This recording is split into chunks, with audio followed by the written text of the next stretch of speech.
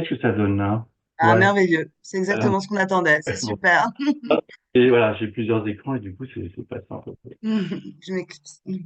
Je remets le questionnaire si jamais, voilà.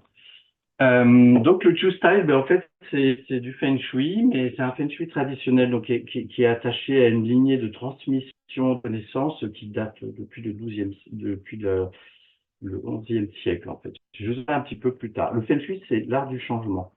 Ça veut dire le vent et l'eau, et ça aussi, je vais en parler plus tard. Mais pour commencer, je vais vous envoyer, je vais vous faire voyager un petit peu et aux origines Feng Shui, qui se trouve être un voyage d'Inde, voilà.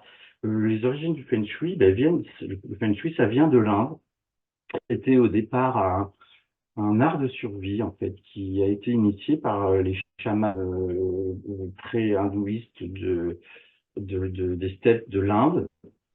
Et l'objectif de ce corps de connaissances, en fait, c'était tout simplement ben, d'essayer de trouver des emplacements sur le chemin des transhumances, enfin leur chemin, leur cheminement en fait, puisque c'était des chasseurs-cueilleurs en fait, avec des troupeaux, et donc l'idée ben, c'était de trouver des emplacements pour pouvoir établir des camps de temps en temps, et avec comme objectif eh ben, de faire de garantir de sécurité pour les clans, pour qu'ils puissent prospérer et avoir de futures générations et continuer voilà leur chemin.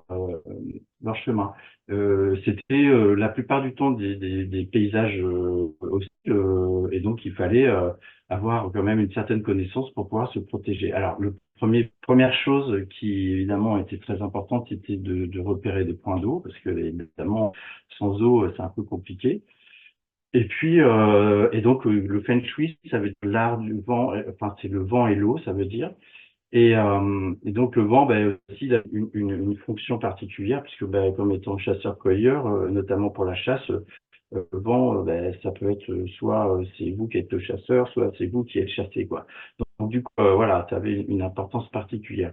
Donc c'est une tradition orale hein, qui s'est transmise à l'intérieur des clans, etc. Et puis qui a évolué au fur et à mesure. Et puis s'est déplacé progressivement vers la Chine et au moment notamment de la sédentarisation.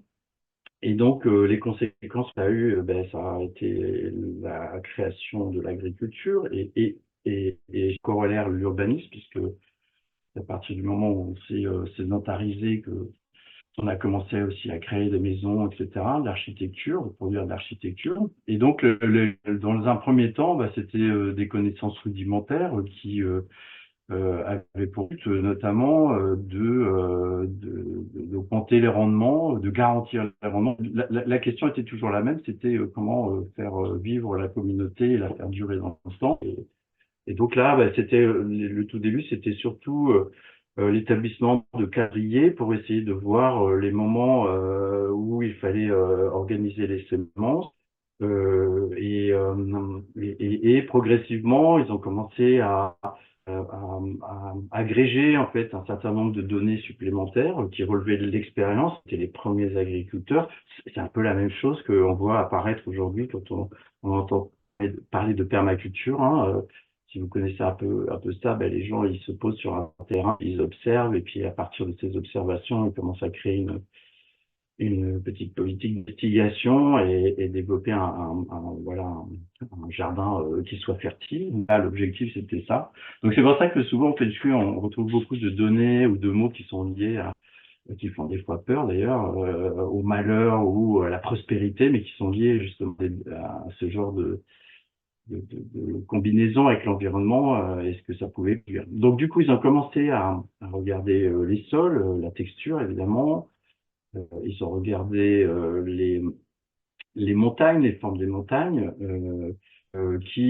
comment dire, et puis les cours d'eau, notamment les méandres. Hein. Vous savez, quand il y a un fleuve avec une courbe, il y a une partie qui accumule des limons fertiles, donc ils sont plus fertiles. Et puis, progressivement, ils ont relevé la tête vers le ciel et puis ils ont observé notamment bah, le soleil, évidemment sans soleil, pas de photosynthèse, la lune, puisqu'elle a comment dire, une action que vous savez sur les plantes et puis aussi les constellations d'étoiles. Et cette pratique, en fait, ils ont commencé à mettre en place des techniques, voilà, et obtenu des résultats qui se sont affinés au fur et à mesure des relations, des générations. Et après avoir appliqué, évidemment, je vous fais une histoire simplifiée, hein, c'est un peu plus complexe, évidemment. Et une fois après avoir appliqué le principe sur l'agriculture, ben, ils l'ont adapté aussi sur les bâtiments d'élevage. Et ils ont vu qu'il y avait des bâtiments ben, qui allaient bien pour les animaux. Donc, ils avaient les troupeaux qui se portaient bien, qui continuaient des générations, et puis d'autres où, ben, où il y avait des problèmes, des maladies, etc. Ils se commençaient à établir des règles aussi sur l'emplacement de ces bâtiments. Et puis, évidemment, une de grandes parties, ça a été notamment d'implanter des bâtiments pour les humains et donc ça s'est fait à l'échelle des villages, mais après ça s'est développé aussi, on connaît moins cette pratique en Occident, mais en fait ça s'est pratiqué aussi à l'échelle urbaine, voilà. Donc petit à petit, un peu partout en fait, c'est pas un grand mouvement qui était rassemblé, mais ça a été plein d'expériences, etc. et des partages d'expériences dans le pays qui ont, oui, voilà, à ce que des communautés comment dire, évoluent de manière prospère dans des environnements qui, des fois, justement, étaient a priori pas faciles au départ, et puis bah, ils se sont assez bien tirés, donc ils ont obtenu des résultats, avec comme résultats principaux un développement de richesse, une stabilité, une sécurité, disons, des personnes et une prospérité, et puis évidemment un environnement qui leur permette d'évoluer, voilà, de produire cette sécurité et cette prospérité économique.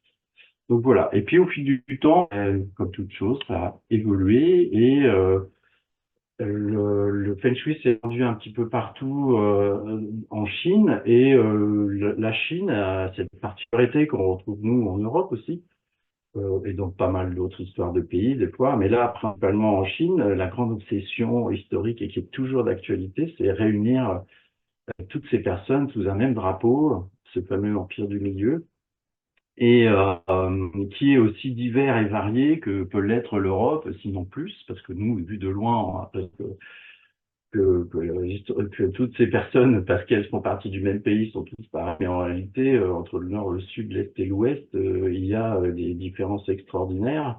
Je vous invite, si vous avez l'occasion un jour de visiter d'aller en Chine, le constater par vous-même. Et donc, ben, il y a eu l'histoire de Chine et jalonnée de combats justement pour essayer de fabriquer cette unité, cet empire. Donc, il y a eu plein de dynasties qui se sont succédées. Et à un moment, certains empereurs, certains politiques, rois, décideurs, en fait, se sont rendus compte que, bon, obtenir comment dire, une cohérence territoriale, enfin en tout cas des grands pays avec une armée, ça marchait, mais ça coûtait quand même assez cher parce que bon, bah, faut entraîner l'armée, après il faut l'envoyer sur le terrain, donc ça coûte encore. Une fois qu'ils ont tout détruit, il faut reconstruire. Et après, il faut quand même garder de l'armée sur place parce que la deuxième génération aura peut-être envie de ne pas se laisser faire. Donc du coup, ils ont inventé un livre qui s'appelle peut-être, vous le connaissez, le Sun Tzu, l'art de la guerre, qui explique comment qu'il ne faut pas faire la guerre en fait, et quand il faut la faire, ben, il faut vraiment qu'elle soit le plus courte possible. Donc ils ont décrit dans ce livre toutes les caractéristiques possibles de configuration et pour pouvoir gagner la guerre la plus rapidement possible. Mais cela dit, l'idée c'est évidemment d'éviter la guerre. Et certains donc empereurs, rois, pas tous, hein, mais ont commencé à avoir vent du Feng Shui et notamment de savoir que dans certains pays, certaines communautés vivaient prospères et pacifiques et se sont dit que peut-être ça pourrait être un moyen assez simple d'utiliser, de faire, d'intégrer ces connaissances à l'intérieur de la cour pour pouvoir ben, réunir les gens, non pas par la guerre, mais par par la nature et voilà. Donc du coup, progressivement, ça s'est encore comment dire, augmenté, ces connaissances ont encore augmenté et puis elles ont commencé à être intégrées dans les cours et il y avait des conseillers voilà qui étaient permanents qui étaient dédiés à donner des conseils d'action dans des endroits et des moments donnés à des moments donnés pour pouvoir que les empereurs puissent voilà avoir une unité territoriale prospère et pacifique. Heureusement, comme toutes les connaissances, on a ce problème qui arrive avec l'intelligence artificielle. C'est pas tellement l'outil qui est le problème, mais c'est les utilisateurs. Donc, vous pouvez vous imaginez bien que il y a des gens qui se sont dit bon, mais si on peut, comment dire, réunir les gens par ces connaissances en équilibrant les lieux, voilà. On peut aussi faire en sorte que déséquilibrer ces lieux et de faire en sorte que ces gens ne prospèrent plus. Voilà. Donc il y a eu des dérives militaires. Voilà, certains l'ont utilisé pour nuire aux voisins. Voilà, c'est l'éternel le cycle de l'humanité. Et voilà, donc assez vite, le Feng Shui, pour essayer de contrer ça, a mis en place des codes éthiques dans certaines lignées de transmission de ces connaissances pour éviter que voilà que ça continue. Donc petit à petit, donc le Feng Shui est intervenu dans ces cours, donc et la cité impériale de Pékin en est un exemple. Elle a été bâtie sur les principes du Feng Shui. Euh, L'idée, c'était que si on arrivait à équilibrer les lieux par rapport à l'environnement où ils se trouvaient, c'est que les gens prenaient des bonnes décisions et donc décisions qui étaient qui allaient ruisseler sur la population et donc créer une prospérité de cette manière. Et puis, bah, évidemment, il y avait aussi un volet, bon, on ne cache pas, les empereurs avaient envie de perdurer au pouvoir, et notamment par des liens de sang et donc ils avaient aussi le Feng Shui servait aussi à établir des palais, les lieux de pouvoir, mais aussi avait vocation à créer des lieux de sépulture et ces lieux de sépulture en fait garantissaient la prospérité et la longévité du pouvoir jusqu'à cette génération. Voilà. Et donc voilà, donc ça s'est un peu plus codifié, ça s'est un peu plus créé sous forme de lignée, et puis on est arrivé à l'ère contemporaine, voilà, euh, où là, le Feng Shui et le pouvoir en Chine ont toujours été un peu amis ennemis, et c'est un peu sœur amie ennemie quoi. C'est-à-dire que il y a eu des grandes périodes des lunes de miel, des périodes de bataille. Voilà. Donc cet art, c'est aussi une de ses spécificités à essayer à perdurer à travers ces cycles de combat. Et donc le dévolé le plus récent en fait qui concerne la fin du dernier empereur et puis l'ère communiste. Mais c'est un épiphénomène, hein, c'est pas c'est les communistes qui ont ça a toujours été en fait voilà, c'est permanent mais là c'est le dernier épisode voilà donc le Feng Shui a été jugé pas que d'ailleurs comme un art anti-révolutionnaire donc combattu etc. Donc certains grands maîtres de Feng Shui ou détenteurs de lignée sont pas restés quoi, tout simplement. Donc ils sont partis sur les quatre dragons asiatiques qui sont Hong Kong, Taïwan, Corée du Sud et Singapour. Et une lignée a percé jusqu'en Europe. C'est cette fameuse lignée Chu Style. Voilà. Alors, il y a des maîtres chinois qui enseignent à des Occidentaux, mais qui se sont pas forcément installés en Occident. Mais en tout cas, il y a plus enfin, c'est interdit en Chine, hein, le Feng Shui, comme la pratique du Viking.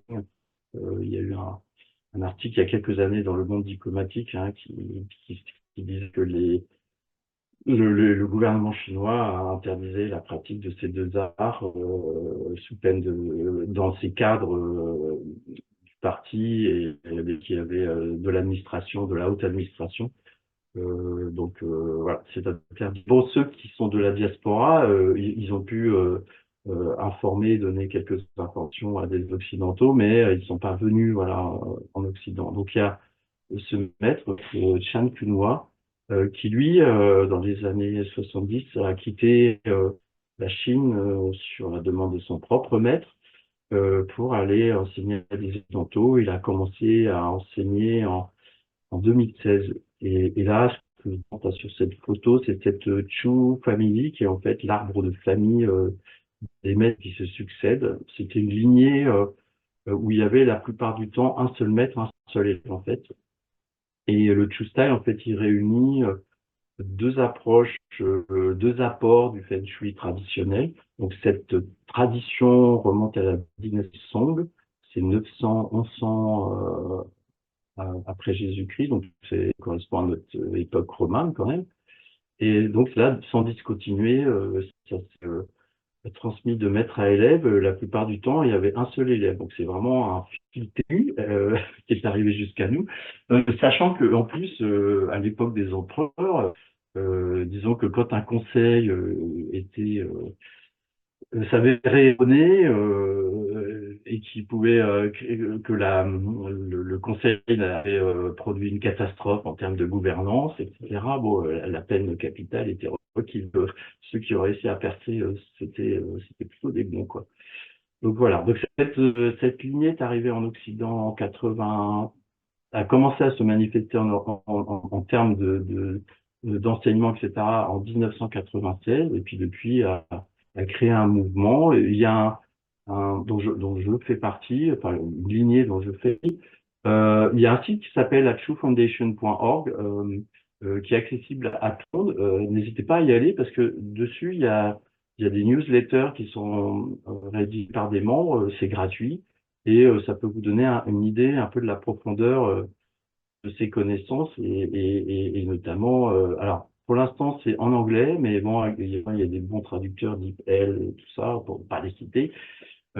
Surtout, allez pour voir un petit peu, ça va vous donner un petit peu la profondeur de tout ça. Il y a quand même plein d'informations qui sont disponibles à travers ces newsletters. Donc je vous encourage à y aller. Donc voilà pour un peu l'histoire du Feng Shui depuis sa naissance jusqu'à maintenant. Et aussi, je voulais vous rajouter une petite chose. Euh, ce Feng Shui là, donc cette Chu Style Feng Shui dont Maître Chan, grand Maître Chan Kunwa est indépendant et comment dire enseigne actuellement en Occident, en Europe notamment. Il est directement, comment dire, il vient directement des cours impériales de Chine. C'était le Feng Shui traditionnel. Et donc, voilà. Il y a plusieurs apports dedans. Alors, le Feng Shui en lui-même, il n'est pas coloré par une teinte particulière en termes de spiritualité, mais il a été porté néanmoins par des cours spirituels comme les taoïstes, confucianistes et bouddhistes. Évidemment du feng shui qui n'avait pas à voir de ça, mais quand on fait du feng shui, on ne parle pas nécessairement de ces apports. Il y a même eu des apports sibériques et probablement mongols. Donc voilà, c'est pour vous dire, et peut-être d'autres que j'ignore encore aujourd'hui. En tout cas, maintenant, il y a un apport européen, ça c'est clair. Donc voilà, donc ce Feng Shui est reconnaissable, le Feng Shui traditionnel chinois qui était pratiqué dans la cour impériale, donc c'était un Feng Shui quand même d'élite en fait. Il y a eu quelques maîtres qui l'ont appliqué pour comment dire de manière humanitaire, c'est le cas dans notre lignée. Mais c'était quand même voilà, c'était quand même quelque chose qui était adressé à des gens avait du pouvoir donc qui allait impacter sur la qualité en fait. Donc voilà. Euh, voilà, c'était comme ça.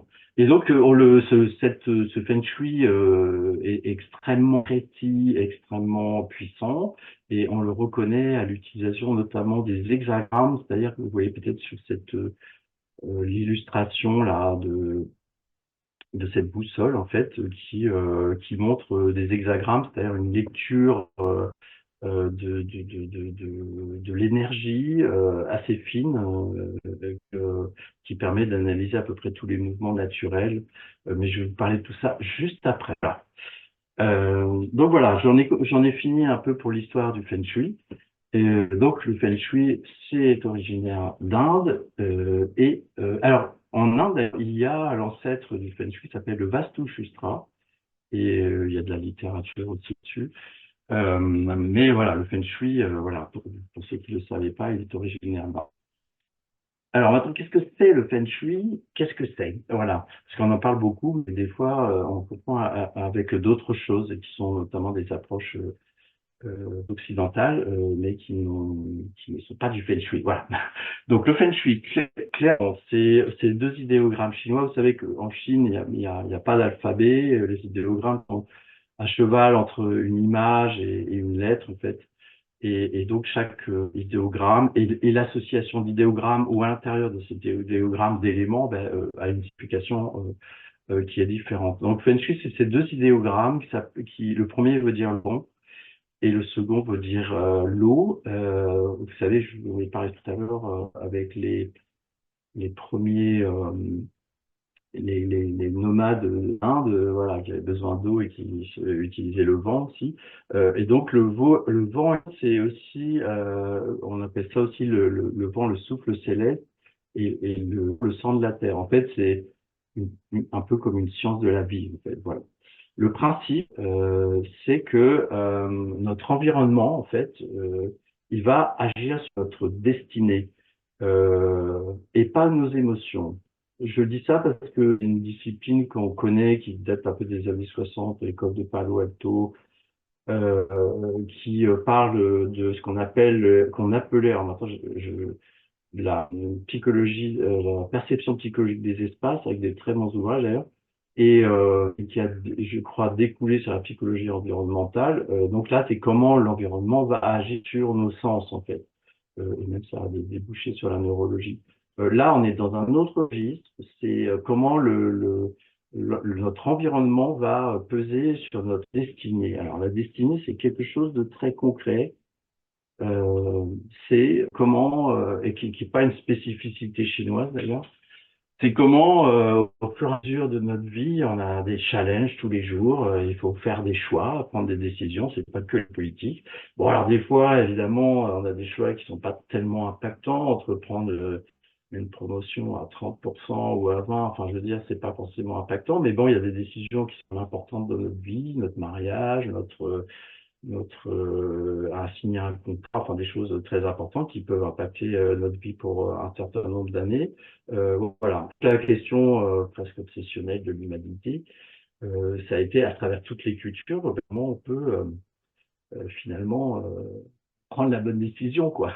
Comment prendre la décision, à savoir quand on a dans les dessins animés, on avait quand tu m'en pour une décision difficile, il y avait un petit diable et puis un petit ange qui se bagarre pour dire pour prendre telle voie ou telle voie. Voilà, bon, on est tous confrontés à ça. Donc il y a eu plein de par le monde dans toutes les civilisations, les peuples premiers, etc. Ce genre de questions qui se sont posées et même encore aujourd'hui. Et donc, la question, voilà, c'est la destinée. Alors, la destinée, évidemment, on s'en rend compte une fois qu'on l'a parcouru, la plupart du temps. C'est est-ce que c'est cette somme, en fait, c'est ce chaînage de toutes les décisions qu'on a pu prendre dans notre vie et qui nous a conduit à l'endroit où on est arrivé, voilà, avec plus ou moins de succès. Donc voilà, donc clairement, ça, il faut vraiment que ce soit très clair pour tous. La question c'est l'influence de l'environnement sur la destinée, c'est-à-dire sur la façon dont on va prendre nos décisions. Et le facteur qui va être mis en cause dans ce processus d'influence, c'est l'énergie. Alors c'est ce qu'on appelle le chi, qui est marqué par cet idéogramme qu'on voit là. Cet idéogramme, donc comme je vous ai dit, c'est une image. En fait, en haut, on voit un premier trait vertical et puis deux traits horizontales qui représentent le soleil pour le trait vertical et les deux autres traits, ce sont des nuages. Et puis l'élément en bas, en fait, représente une botte de paille. Et le grand trait qui redescend sur la droite, en fait, ben, ça représente une botte de paille de riz au moment où le soleil dévoile, enfin les nuages s'en vont et donc le soleil fait peser toute sa chaleur dans la botte de paille et du coup ça crée une espèce de petite fumée en fait. Et cette petite fumée, ben, ça a été utilisé comme image pour matérialiser ce chi. Alors le chi, c'est quelque chose qui est difficile à comprendre et de plus en plus facile pour nous occidentaux, puisqu'on a quand même, ça fait des années qu'on parle de la médecine traditionnelle chinoise, etc. Donc, c'est une énergie qui, comme beaucoup d'énergies, est invisible, comme l'électricité, je veux dire. Mais par contre, on peut en voir les effets. Donc, les effets, bah, ça va être justement sur la vie même, c'est-à-dire est-ce que la vie est prospère ou est-ce que la vie est compliquée? Et ça, on peut le voir, il y a plein de façons de comprendre et d'appréhender cette option, notamment à partir du Feng Shui.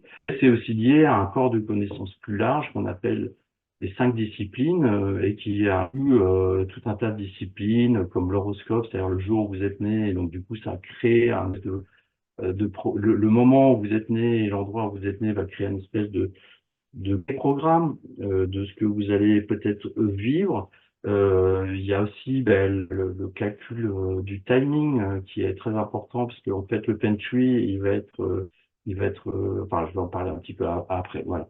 Donc tout un tas d'éléments. Donc c'est cette énergie qu'on ne voit pas mais qu'on a à force de comprendre le Feng Shui on appréhende de plus en plus cet élément et commencer déjà à le constater et après, comment dire, à l'utiliser sous toute réserve, c'est-à-dire travailler avec lui, pour être tout à fait exact. Voilà. Donc il y a 2 écoles de pensée du Feng Shui qui sont liées à un principe de base. La première, c'est que cette énergie, elle suit la forme et l'humain suit l'énergie, c'est-à-dire que une forme, que ce soit naturelle ou artificielle, va induire, comment dire, un effet sur les humains et notamment sur leur prise de décision. Donc, comment dire, il y a eu je vais vous donner quelques exemples pour illustrer un petit peu. C'est une petite règle très simple et vraiment qui est fondatrice et qui est très importante. Notamment les formes, pour ce qui est des formes, on a 2 registres un peu, ça va être les formes qui sont totalement artificielles, des formes naturelles. Bon là, je vous cache pas que je suis pas sûr que ce soit pas du Photoshop, mais bon, c'est pour vous donner l'exemple. Sur le côté droit, en fait, ce sont des montagnes, l'idée de la forme, c'est qu'en fait, si la forme évoque quelque chose qui soit du registre végétal, animal, ou que ce soit des objets artificiels, ben, cette forme va alors, comme une sculpture, hein, une montagne, c'est comme une sculpture, hein, ça dépend où on se place dans l'image, mais si on est à proximité et qu'on aperçoit ce type de force, on va subir l'influence de cette forme. Et notamment, bah, si c'est un animal, bon là par exemple en haut un lion, ça ressemble un peu à un lion, ça veut dire que les gens qui sont sous cette influence de cette forme, bah, peuvent développer, comment dire, un certain leadership. Ça peut être un village à partir duquel un certain nombre de personnes peuvent avoir une destinée dans la haute administration, dans le pouvoir. Le lion est un symbole de puissance.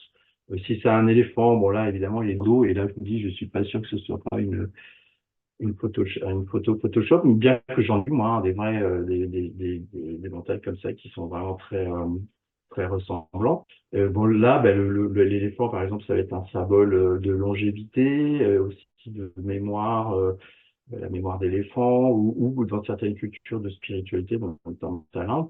Ben, du coup, cet environnement peut produire à proximité justement des personnes qui vont développer des aptitudes particulières. Je vous fais un image très simpliste, mais pour vous rendiez compte de l'influence de la forme peut avoir sur les humains.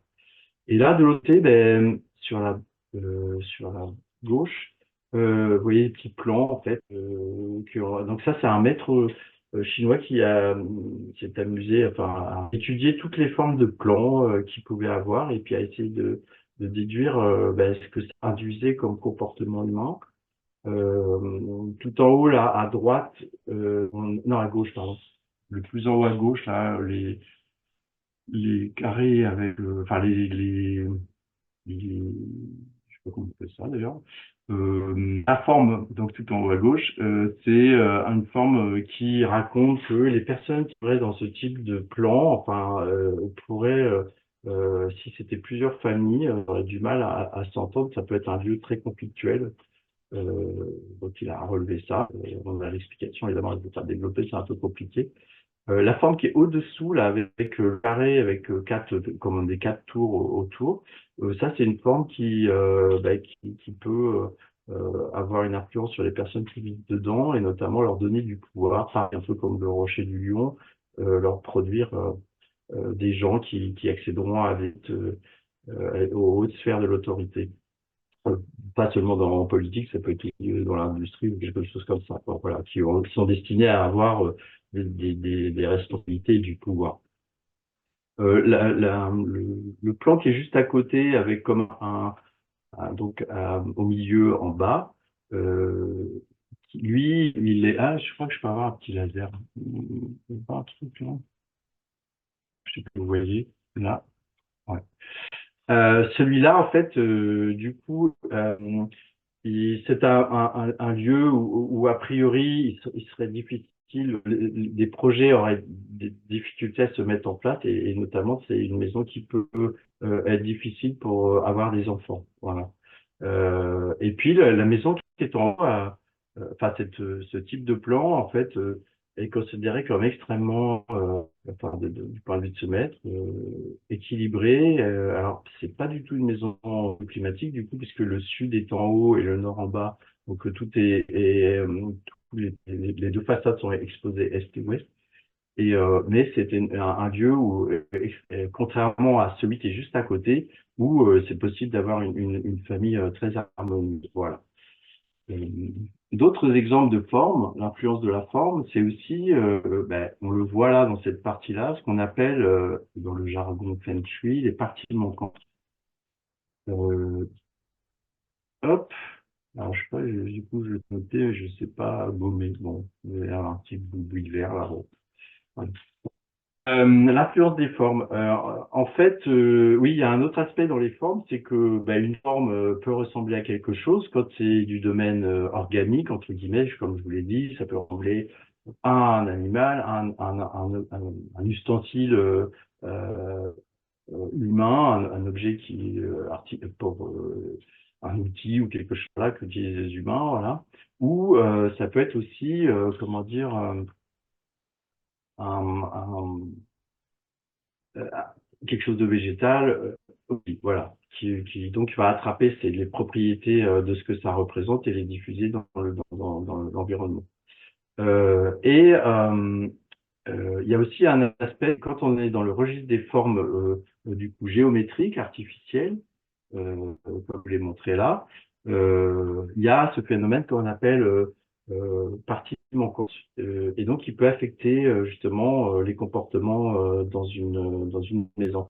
Peut-être vous connaissez ce procédé qui a été très à la mode à un moment donné, qui s'appelle photo Kirlian. En fait, je sais pas exactement comment ça fonctionne, mais c'est une photo qui utilise pas que les optiques, mais aussi électromagnétiques. Et donc, il y a eu tout un tas d'expériences qui ont été faites avec des résultats esthétiques des fois très sympas. Et notamment, je voulais vous montrer celle-là qui illustre justement bien l'idée de la partie manquante. Voilà, la feuille qui a été prise en photo totalement entière et après elle a été coupée et quand on a repris la photo, ils se sont aperçus qu'elle avait conservé la trace de la partie manquante. Alors c'est un phénomène qu'on connaît notamment chez les humains, ça s'appelle le membre fantôme. Et donc, quand une personne a pu être amputée, elle a quand même continué à utiliser ça. Et je crois même qu'il y a des processus de guérison qui justement tournent autour de l'animation de ce membre fantôme, quoi. Donc voilà. Donc du coup, une forme qui peut être considérée comme pleine. Et là, notamment, je vous l'avais parlé de ce petit, celui-là, là. Je sais pas si vous voyez ma flèche. Au milieu en bas, voilà, où j'ai du boui vert et que j'arrive pas à effacer. Voilà, c'est un exemple typique de partie manquante. Voilà. Donc voilà, ça joue et ça a une influence. Alors évidemment, là, je vous ai montré des plans, mais l'influence des formes, elle est multiple. C'est une approche des fois qui a l'air un petit peu enfantine et qui énerve les personnes. J'en faisais partie.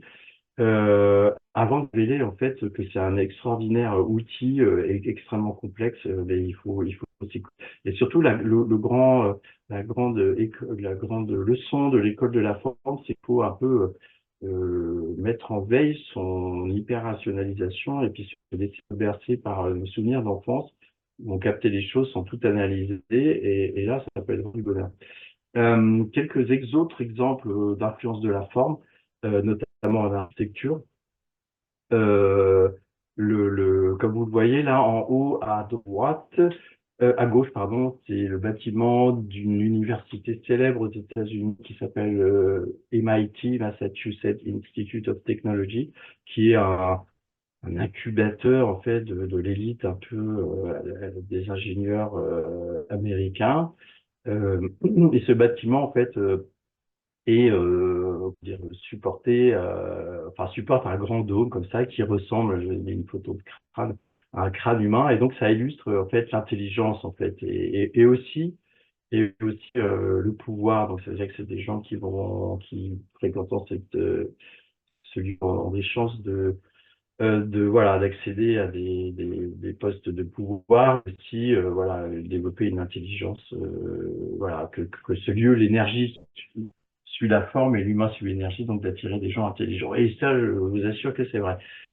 L'autre chose, c'est aussi, on a ça, nous, plus proche de chez nous, c'est tout ce qui va être, ça, je crois que c'est en Angleterre, c'est une université célèbre aussi, et donc on voit les tours, donc c'est d'influence gothique, je pense, sous forme de crayon, voilà, avec un espèce de corps qui monte et puis une petite pointe, bon, évidemment plus ciselé, plus détaillé, en fait.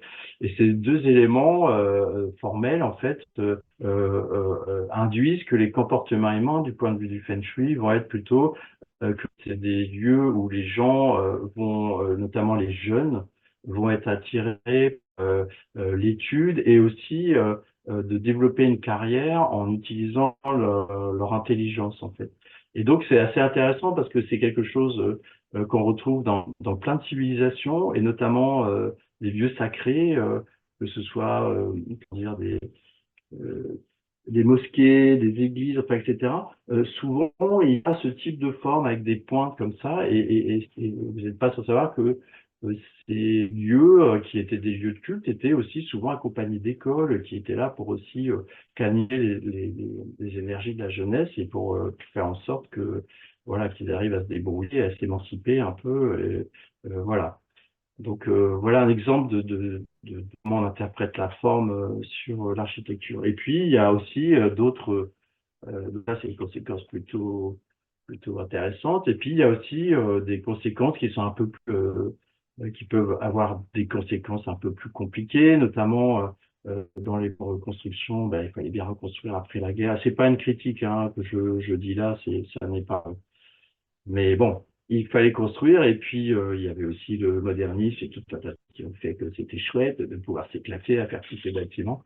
Et on a fait souvent des séries comme ça de bâtiments, de cités qui étaient allongés ou des donc on voit là, j'ose plus dessiner dessus parce que je sais pas comment ah peut-être un truc là. Bon, bon, bon. Bon, si je vais pas dessiner. Alors. En haut à droite, à gauche, pardon, vous voyez un rectangle qui est debout et donc qui prend un mouvement énergétique et complètement à gauche en haut, il y a un mouvement du même rectangle mais allongé. Et en fait, ces deux silhouettes, volume, forme, en fait, d'un point de vue énergétique, elles provoquent un conflit. Et donc, l'assemblage déjà de ces bâtiments en augmentant finalement leur nombre, ben, augmente le conflit. Et après, la question aussi, c'est que tous ces bâtiments se ressemblant, ça crée une recherche de leadership, c'est-à-dire que en fait, je suis le leader, c'est toujours celui qui est différent. Et donc, en étant différent, c'est lui qui peut rassembler, en fait. Et là, ben, comme le monde est pareil, en fait, il y a une bataille permanente du leadership. Et donc, c'est des jeux qui sont souvent voilà, un petit peu difficiles à vivre. Et donc, voilà, c'est l'approche du catch. Mais bien entendu, il y a des solutions pour harmoniser les choses. Donc, ça, c'est ça qui est intéressant. Autre exemple de compréhension de la forme à travers le Feng Shui, là, c'est peut-être certains d'entre vous connaissent la ville de Milan, c'est une ville italienne donc du nord qui est extrêmement active on est dans la ville à certains endroits, on peut apercevoir les montagnes derrière, les montagnes qui sont d'ailleurs la plupart en Suisse. Euh, le mouvement, donc la forme des montagnes, cette espèce de courbe qui ressemble un peu à un électroencéphalogramme, ben, va nous donner une indication du plan du Feng Shui en nous disant que, ben, d'ici que comment dire, la vie est active parce que ce qu'on appelle cette crête, on appelle ça un dragon des montagnes, est très actif. Ça veut dire que donc c'est très vivant et si vous avez l'occasion d'aller à Milan et de prendre le train pour le lac de Côme, qui est pas très loin, vous allez d'un coup être dans l'hyperactivité, vous revenez au lac de Côme où c'est tranquille et après vous revenez, vous voyez bien à quel point c'est actif.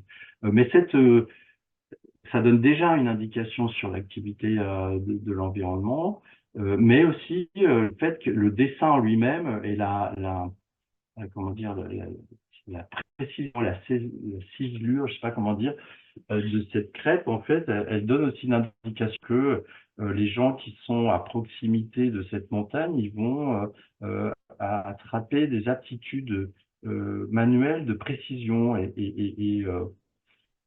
comment dire, la ville de Milan a été et encore, je crois, très très forte en termes de micromécanique. Et en Suisse, bah, tout le monde connaît les montres suisses. Voilà, donc ce serait du point de vue Feng Shui lié à la présence de ces montagnes.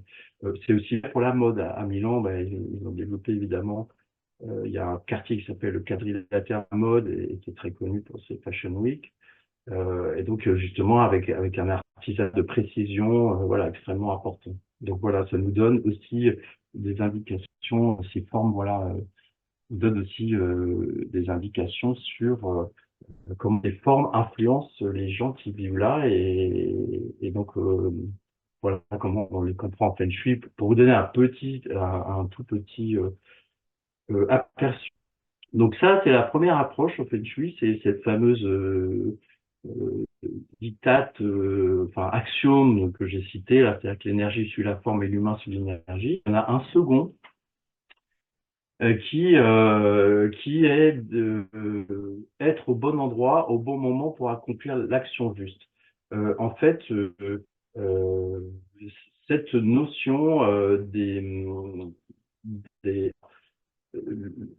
l'école des formes, en fait, dont j'ai parlé avant, c'est une partie des connaissances qui a été développée, partie plutôt nord de la Chine, en fait, aux endroits où il y avait des montagnes, tout simplement. C'est quelque chose qui s'est développé dans ces endroits-là. Par contre, quand on descend un peu au sud, dans l'approche mer, là, les territoires sont plus plats et donc, du coup, c'était plus difficile de lier ça aux montagnes. Donc, je pense, mais là encore, c'est une supposition, il n'y a pas vraiment d'histoire sur le plan scientifique Feng Shui, hein, c'est une tradition orale. Hein, donc voilà, mais je suppose que à l'endroit où il y avait moins de montagnes, ils ont plutôt développé cette seconde approche qu'on appelle l'école de l'atoll. Et donc cette école introduit en plus de la notion la notion de temps, en disant que si on est au bon endroit et au bon moment, alors automatiquement on produira une action juste qui soit en harmonie avec l'environnement. Donc, par contre, si on est au bon endroit et pas au bon moment, ou si on est au bon moment mais pas au bon endroit, il se passera pas la même chose. Et ben, vous connaissez tous la destinée de personnes célèbres qui ont été célèbres après leur mort, ou enfin voilà, et ou par exemple aussi des fois de jumeaux qui ont eu des destinées totalement différentes parce qu'ils ont vécu à des endroits différents, quoi. voilà. Donc ça a introduit cette notion très intéressante du temps. Donc on n'est plus que dans l'espace, on est aussi dans le temps, dans la durée. Et c'est ce qu'on a vu au tout début, hein, la question de la durée, de la communauté, etc. C'est quand même au cœur du sujet du Feng Shui.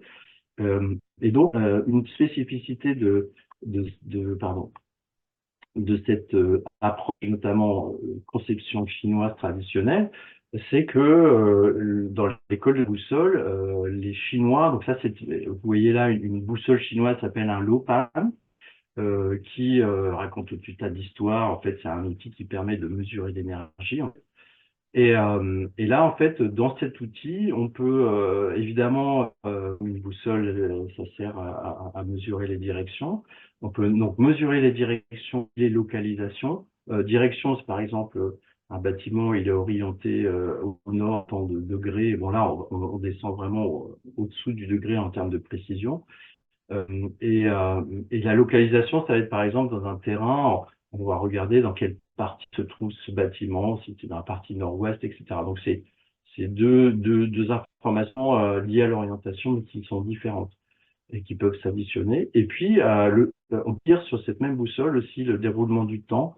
Nous, on a une approche occidentale avec des temps, en tout cas, on a une représentation du temps qui est assez, une grande ligne avec le passé derrière, le futur devant, la notion du temps asiatique, mais pas que, on retrouve dans les peuples premiers, c'est des temps cycliques.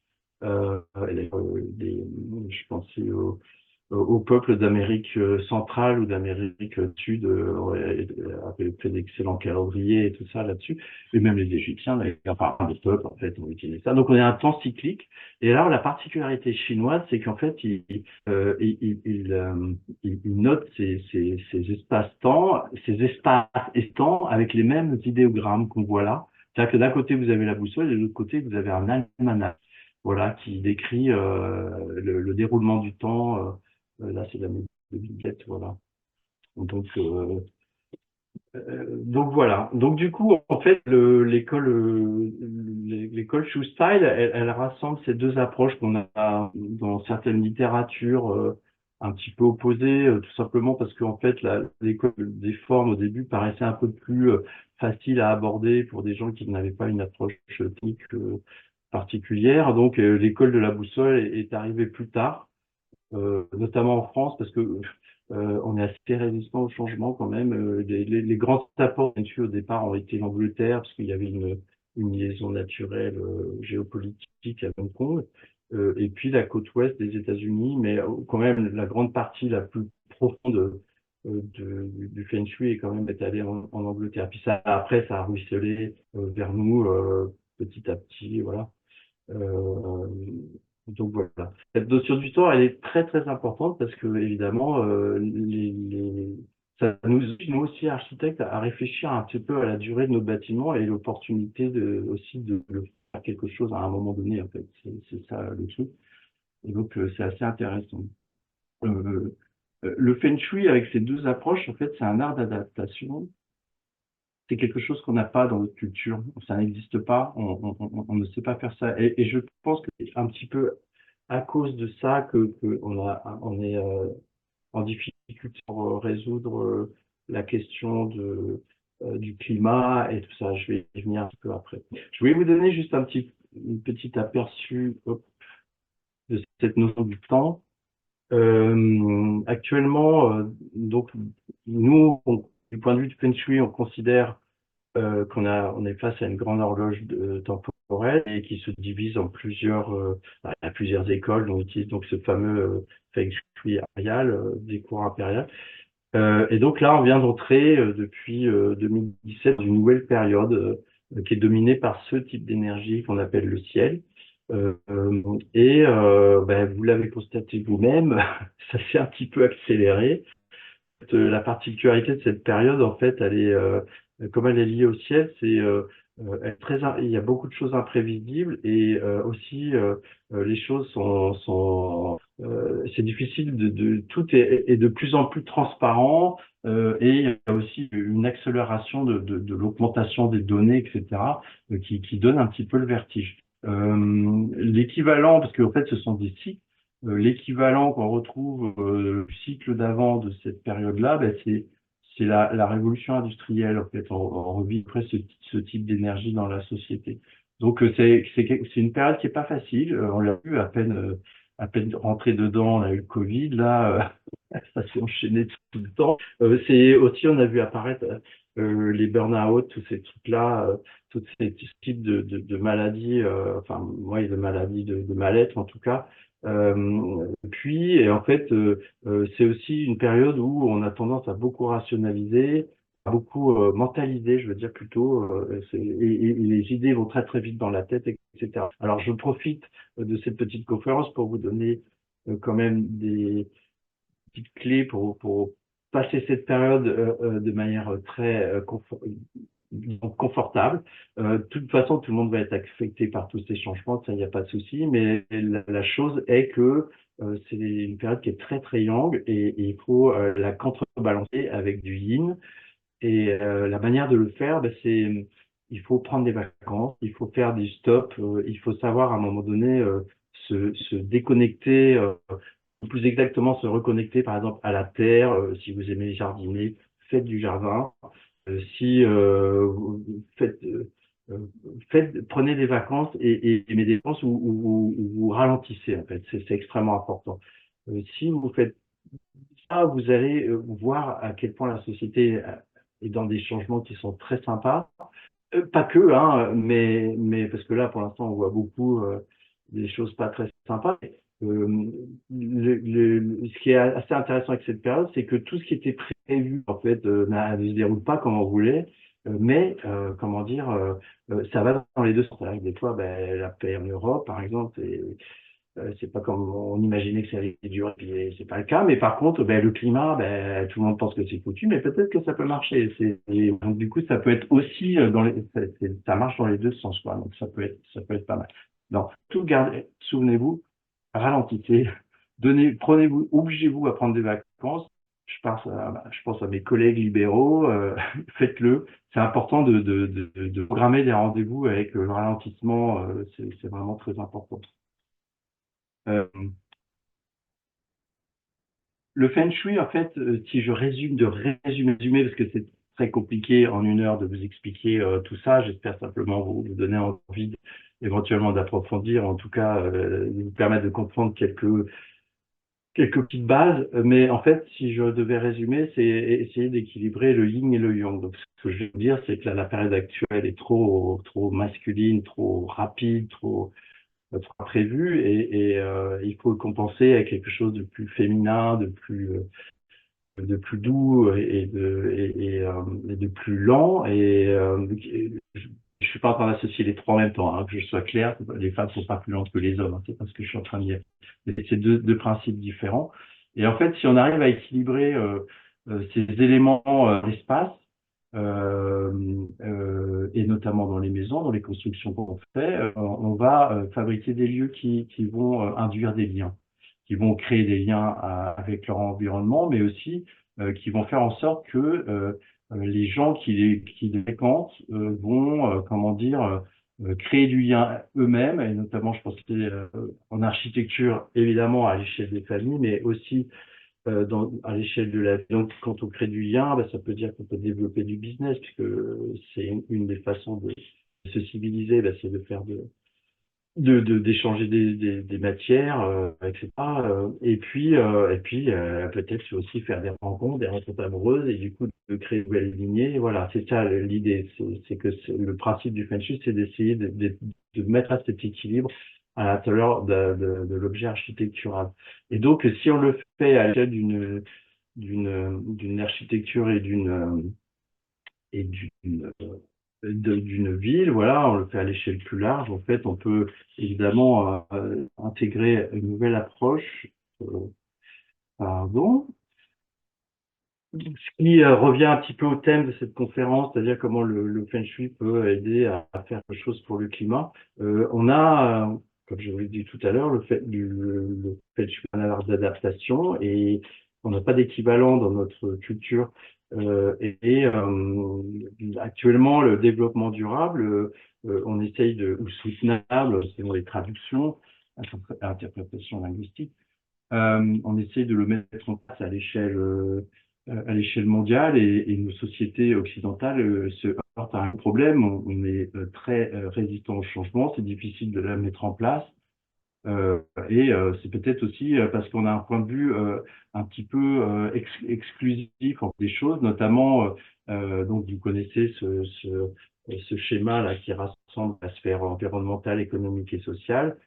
Quand l'économie, on parle d'environnement en économie, bah, souvent les économistes, enfin certains en tout cas, l'environnement comme un frein écologique, un frein économique, parce que ça coûte cher, machin, truc. Sur le plan social, quand on envisage l'environnement, bon, maintenant c'est de plus en plus intégré la question de l'environnement au travail, mais sinon il n'y a pas réellement forcément de connexion possible. Et puis le social et l'environnemental aussi, et les côtés des fois se heurtent entre eux, quoi. C'est difficile d'établir des liens. Du point de l'approche du Feng Shui, tout ça est inclusif en fait. C'est-à-dire que si on crée un environnement qui est sain, on va automatiquement induire une cohésion sociale et une prospérité économique. Donc, en ça, le Feng Shui, en ce point de vue-là, il peut s'ajouter en fait à cette approche et peut-être aider à passer ce cas-là du développement durable et d'appréhender les changements climatiques. On l'a déjà fait, on a déjà eu des succès au niveau international par rapport à ce chose. Donc, pourquoi pas, on pourrait y arriver. Et pour, pardon, je suis toujours dans le mauvais sens.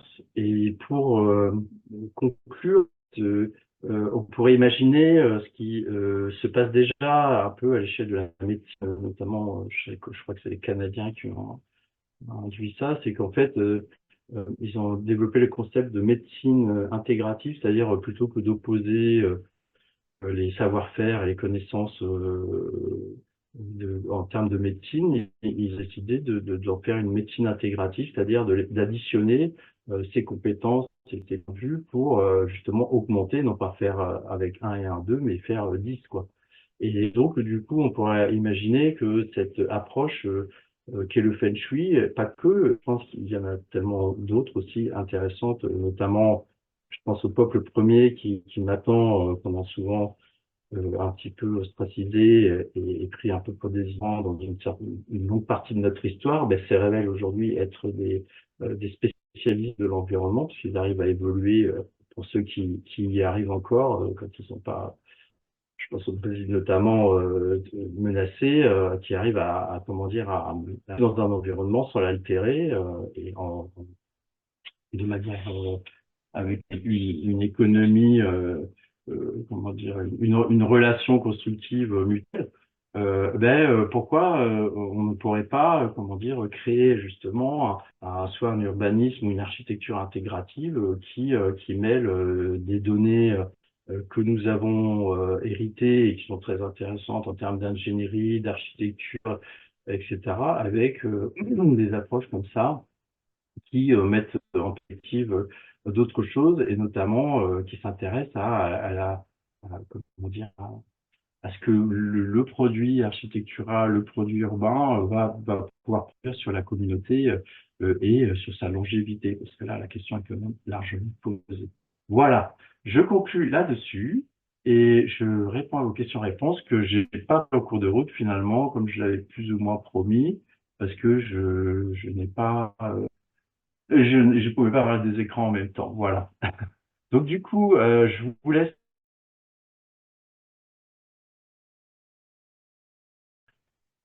Je vais mettre la, le lien de la fondation. Ah, je sais pas comment répondre. Par la chat. Euh, j'ai vos questions, mais j'arrive pas à répondre. Alors du coup, je vais partager peut-être. Alors je vais arrêter ça. Je vais partager le site de la fondation, si ça vous intéresse.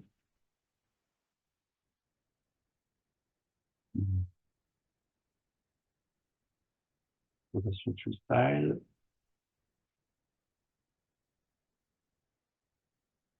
du coup, cher.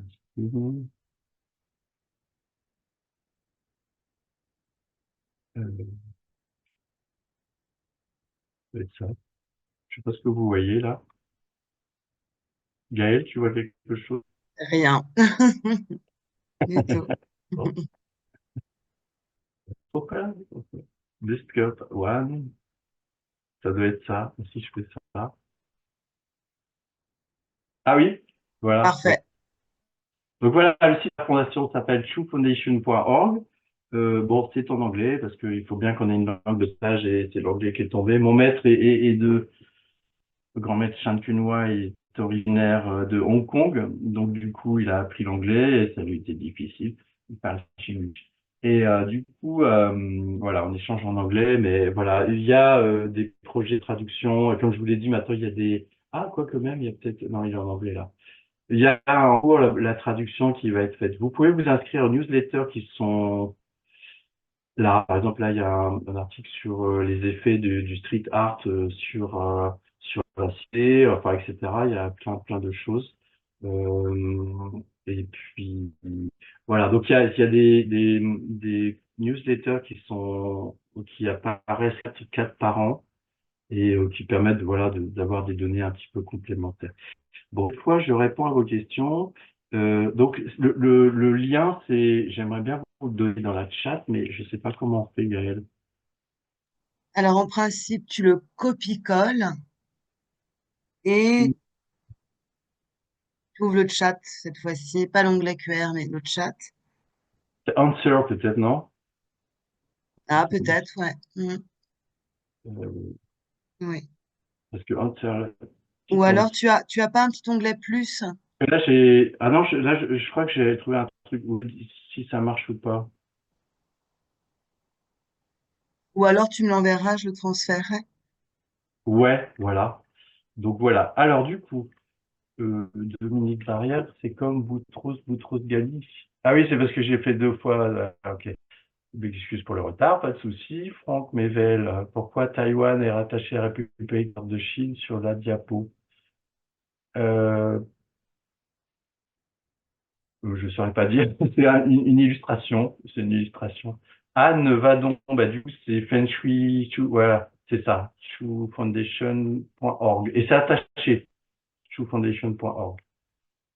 Ah. Alors, les unités d'habitation de Corbusier sont sur le principe d'implantation de rectangles. Et ça passe pas mal si on en croit les habitants. Ouais, c'est vrai. Après, ça mériterait une recherche. Oui, je pense que ça peut être intéressant, notamment. Alors, je sais pas, j'ai pas fait de recherche, mais j'ai eu l'occasion de séjourner dans une unité d'habitation à Nantes, à Rezé en fait, et franchement, c'était assez chouette. Ouais. Et l'ambiance était plutôt pas mal, bien qu'il soit un petit peu, un petit peu écarté, quoi. Donc voilà. Euh, Alors, le processus photo est décrit par allusion à l'auditoire de compléter, ça mène droit à l'interprétation mystique ou aberrante, de fantômes, terminaison nerveuse. De... Oui, je ne comprends pas la question, en fait. Enfin, si c'est une question, euh, Alem, est-ce que vous pourriez la réécrire le temps que ouais. Dominique répond à la question de Franck?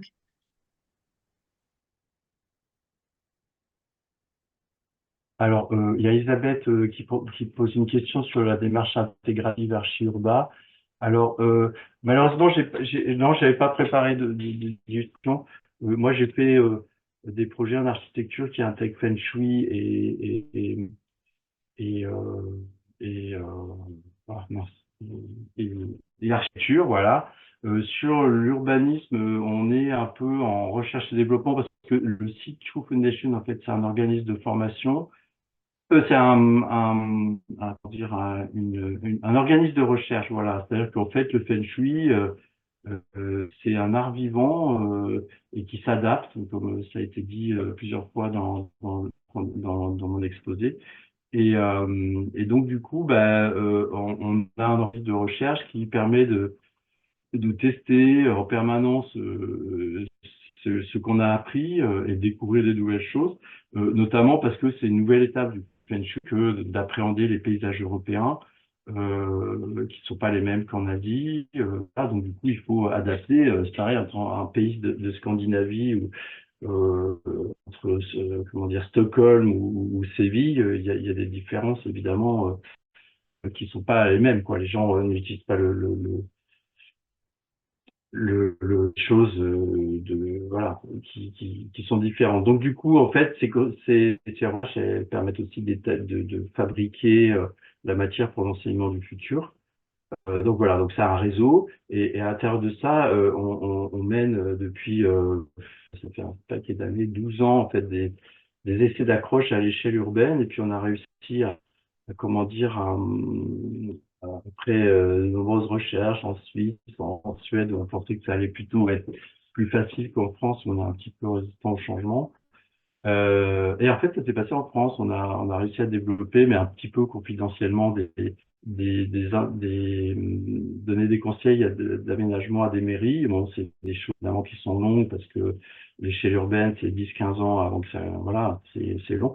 Mais on a déjà obtenu des résultats, notamment dans une petite commune au-dessous de Lyon qui s'appelle Nivoula-Vermel, où il y avait un problème comment on appelle ça, de vandalisme, voilà, dans un parking d'entrée de ville. Et ils avaient aussi, ils étaient propriétaires d'un petit local qu'ils essayaient de maintenir en louant à des gens qui faisaient épicerie, voilà, pour maintenir une vie de village et qui régulièrement bah, tombé en faillite. Enfin, à la fin, je crois même ils ne faisaient plus payer de loyer, quoi. Donc du coup, on leur a proposé des solutions en leur disant que nous, ça nous intéresse. Alors, on voulait bien les aider, mais ce qui nous intéresse, c'était de porter une réflexion à plus long terme, donc urbaine, mais quand on n'était pas forcément urgentiste tout le temps.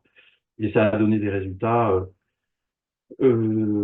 Puisque le magasin perdure très bien maintenant, et le vandalisme qui les incitait à mettre des caméras avec un protocole de surveillance avec la gendarmerie et tout ça, c'était un peu compliqué pour eux en termes éthiques, enfin ils s'y retrouvaient pas. Donc nous on leur a proposé de planter des arbres à certains endroits, etc. Ils n'ont plus aucun problème. Donc du coup on a pu sur cette marche-là continuer à faire à évoluer, voilà, à avancer d'autres données, etc. C'est quelque chose qui est très nouveau et donc du coup, qui prend du temps, voilà. Donc, on désespère pas d'un moment donné de rendre public toutes ces avancées en fait. Mais c'est voilà, et puis c'est surtout aussi un grand tournant parce que d'un point de vue politique, en fait, c'est la première fois qu'on utilise le Feng Shui pour les démocraties. Voilà. Donc c'est ça, on est très content de ça. Voilà. Alors, je réponds. Du coup, je n'ai toujours pas compris la question de Alain Mufra. Après, les considérations des Canadiens vis-à-vis des peuples premiers étaient différentes à la pointe de l'épée. Euh, euh, Je vois pas le rapport, mais bon, le fait de rapprocher le feng shui de l'horoscope me porte à prendre tout ceci au sérieux. Ne porte pas à prendre tout ceci au sérieux. Euh, bah, ouais, je sais pas trop quoi raconter. Euh, alors, je pense que la question F fait référence à l'image de la feuille coupée. D'accord, Kyriam, ouais. Bon, c'était une illustration à la photo Kyriam, je suis pas en train voilà. Alors, quelles seraient les règles de base de Feng Shui appliquées concrètement dans dans l'habitat européen? Vous répondre comme ça en 3 minutes, c'est pas possible, mais il y a une formation, voilà, que, que, que je propose avec l'îlot formation. Et là, la prochaine session, c'est à Marseille, puisque là, il y avait Montpellier et Toulouse qui sont passés, qui dure 2 jours. Et l'idée, c'est de vous donner, développer sur ce que je viens de vous présenter, de vous donner des éléments pour que vous puissiez en tout cas appréhender les choses sous un autre angle, pouvoir faire quelques petites expériences, puis appliquer un certain nombre de choses à l'intérieur de votre conception. Et notamment, à la fin de la session, on discute d'exemples que vous amenez, voilà, et vous donnez des éléments, voilà. C'est un peu comme, c'est vraiment on dit architecture, hein, c'est-à-dire que je peux pas vous donner des règles comme ça, c'est des règles qui sont, c'est du sur-mesure des fois. Donc du coup, mais les principes, par contre, on peut ils sont constants, mais il faut quand même il faut savoir faire les liens. Euh, euh, donc c'était Laetitia. La proximité avec la géobiologie, ben, il y en a sûrement. On essaie de faire des liens avec tout ça. C'est compliqué parce qu'on n'a pas les mêmes référentiels. Il y a d'ailleurs quelqu'un qui, à l'îlot formation, comment dire, Bernard Oliferenko, oui. il avait proposé, alors, je sais pas où ça en est maintenant. Euh, c'est c'est un peu, enfin, c'est la même chose, et c'est pas la même chose en fait. En fait, par exemple, en géobiologie, on n'appréhende pas cette question de la destinée, en fait. On le voit, on va plutôt, enfin, à ma connaissance, hein, je suis pas expert du tout là-dedans, donc il faudrait que quelqu'un mais je ne crois pas qu'il y ait cette référence à la destinée. Et puis, ben, du peu que je connais de la géobiologie, ben, c'est surtout la connaissance des réseaux. Nous, on apprend ça sous la forme de l'énergie. C'est différent. Mais le propos est un peu le même, en fait. Mais c'est comme si c'était deux langues différentes. C'est un peu ça, quoi. Je ne saurais pas quoi répondre. Alors, sur le plan professionnel, comment vous parvenez à faire entendre le principe à vos clients? Alors, sur le plan professionnel, eh ben, c'est simple. De toute façon, il y a une règle qui prévoit au Feng Shui, c'est le libre arbitre, c'est-à-dire qu'il faut que ce soit sollicité pour qu'on le fasse. C'est d'ailleurs des fois une école d'humilité parce qu'il y a plein de personnes, on voit qu'ils ont un problème, on peut rien leur proposer parce qu'ils ne le souhaitent pas et on n'a pas à juger ça d'ailleurs, c'est totalement leur choix et il faut respecter ça bien sûr. Et donc du coup, ce qui se passe souvent, c'est que quand on est architecte et qu'on fait du feng shui, alors je veux dire, bon moi je suis consultant, donc je fais les deux en même temps, mais des personnes peuvent aussi être architectes et travailler en collaboration avec un consultant traditionnel comme un bureau d'études en fait. La plupart du temps, l'affaire viendra par le consultant. Donc déjà, les gens sont acquis, quoi. C'est-à-dire que et en plus, c'est assez agréable parce que les gens sont déjà acquis à la question du feng shui, même s'ils n'en comprennent pas forcément le rouage, mais c'est un peu comme quelqu'un qui veut faire une maison passive dans un autre job, il ne connaît pas forcément tous les principes qui régissent la maison passive, mais il a quand même des grandes lignes. Et donc, du coup, c'est assez agréable parce que généralement, les gens qui sont acquis au Feng Shui sont déjà ouverts à une approche environnementale. Et je pense que déjà, c'est ça aussi qui est assez intéressant, c'est que, et j'espère arriver un jour à le faire, c'est que de pouvoir faire la synthèse des approches occidentales et orientales, de faire ce pont Est-Ouest pour justement j'explique un peu la question intégrative, c'est de pouvoir mettre au service de la nature ces deux aspects, quoi. Alors, c'est déjà compliqué de comprendre le concept du feng shui car culturellement très éloigné. Du coup, il faut faire attention par exemple précise et cohérente. Le développement historique est une première approche. Le développement, franchement, de tout par la photo ou la médecine. Là, le développement aujourd'hui, la société de ouais, ouais, je sais pas quoi vous dire.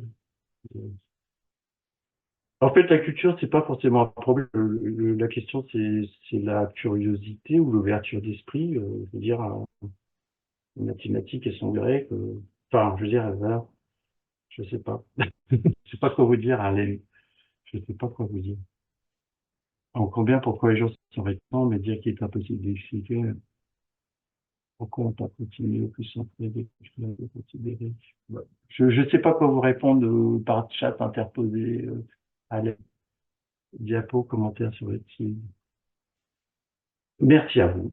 Oui, Camille, merci pour ce jet. Surprise de certains commentaires désobligeants, les avis.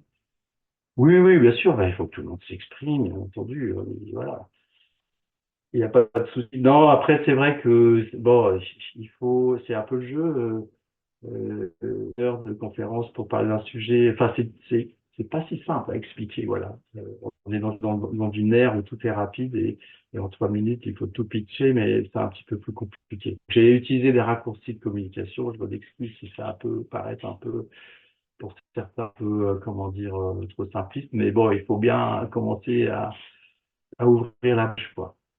Donc voilà, je ne sais pas si vous avez d'autres questions, si j'ai pas répondu à toutes les questions, j'ai essayé de faire ce qui est possible.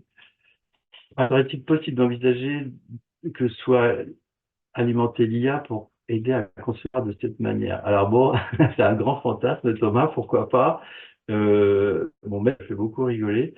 Euh, je pense que euh, euh, c'est complètement, ça n'engage que moi, hein, mais déjà, je pense que si on mettait l'IA face à la nature elle-même, parce que je pense que les civilisations ont produit de grandes cultures, notamment quand elles se sont intéressées à la nature, en fait, qui est riche en enseignements, en données, et que justement, peut-être, on a un petit peu tourné le dos à tout ça et qu'on se retrouve aujourd'hui dans cette espèce d'impact climatique. Peut-être que s'il y a se coller à la tâche, elle pourrait peut-être créer son propre, je sais pas comment dire, feng shui ou etc. Mais en fait, le problème aussi, c'est que, euh, mais là, ça n'engage que moi aussi. Je pense que l'IA, même dans le deep learning et tout ça, elle va aller puiser dans des données qu'on lui donne. Elle n'est pas forcément capable pour le moment en tout cas, d'aller chercher tout ça. Mais bon, les choses vont tellement vite, pourquoi pas. Après, la question aussi du métavers et toutes ces questions qui sont complexes parce qu'on est à l'aune d'une nouvelle civilisation entre guillemets, elles sont aussi des fois peut-être très déconnectées de la nature, quoi. Euh, euh, je ne saurais pas. Peut-être, faut essayer. J'en sais rien. J'en sais rien. J'en sais rien. Est-ce qu'il y a d'autres questions? Ah oui, des questions. Maza, merci. Ben, bonne soirée, Maza. Merci, Milena. Merci, merci. Anne aussi, merci, merci, merci à tout le monde. Ben voilà. Et surtout, ne vous découragez pas. Non, je ne suis pas découragé du tout. Ça fait longtemps que je fais ça. C'est pas fini. Voilà. Merci à tous. Je crois qu'on a conclu. Avant que vous ayez encore quelques questions auxquelles je répondrai Alors, Dominique, volontiers. j'en vois pas. À part Jacqueline, on entend plus d'informations et de pouvoir appliquer les principes d'architecture. Elle va prendre des vacances et jardiner. En Absolument. jardinage, Je Jacqueline. sais pas, voilà. Voilà. Super. Donc du coup, simplement pour faire une annonce, ceux que ça intéresse d'aller plus loin, parce qu'effectivement, 1 heure, c'est un peu court, enfin 1 heure et demie. Il y a le marathon de Marseille qui va avoir lieu. Alors, j'ai plus les dates En novembre, hein, précisément, ouais. bon, En et novembre, je les ai pas non plus. Et puis, tu proposes aussi la formation à distance. oui, formation à distance. Pour le moment, il n'y a pas encore de programmation, mais voilà. Si vous vous inscrivez, on le fera. Voilà. Ah, si, si, il y a de la programmation en 2024, Dominique. Ah oui, 2025, mais pour la fin d'année, il n'y a pas de programmation en ligne. Ouais. Ah, si, si. Enfin, si, si, je te rappelle demain. Ah bon, d'accord, bon, autant pour moi. Oui, oui, Donc, il y en a. n'hésitez pas. N'hésitez pas à vous, si le sujet vous intéresse, n'hésitez pas à vous inscrire et ce sera un vrai plaisir de vous enseigner ce que je sais. Et ma satisfaction, ben, c'est vraiment de partager ces connaissances parce qu'elles ne m'appartiennent pas et qu'elles doivent aller vers d'autres générations et continuer leur chemin. Voilà, voilà. C'était un plaisir de partager avec vous, voilà. Bien que l'exercice est toujours un peu compliqué, que c'est un peu un monologue en fait, mais je commence à être un peu rodé maintenant. Et merci à Hugo, Gaël, et puis ben, au plaisir de vous retrouver pour ceux qui veulent. Voilà. Et un grand merci à toi, Dominique. Un grand, Bon, grand merci. Mm. Et je précise que les évaluations des formations conçues et animées par Dominique Barrière sont toujours excellentes. Mm. ah, bon, ben, c'est super, merci beaucoup. Bah, c'est une chance aussi, je veux dire, on a commencé avec Hilo cette expérience en 2007, je crois, 2000, au Certainement, début. moi, j'étais pas présente. 2009. Et du coup, franchement, ça a été super. c'est pas fini. Voilà, il y a d'autres choses à venir dans le futur aussi. Tout à Je fait. dis ça à ceux qui ont déjà participé. Voilà. Dominique, un grand, grand merci. Un grand merci à vous toutes À bientôt. et tous. À bientôt. Et belle soirée, hein.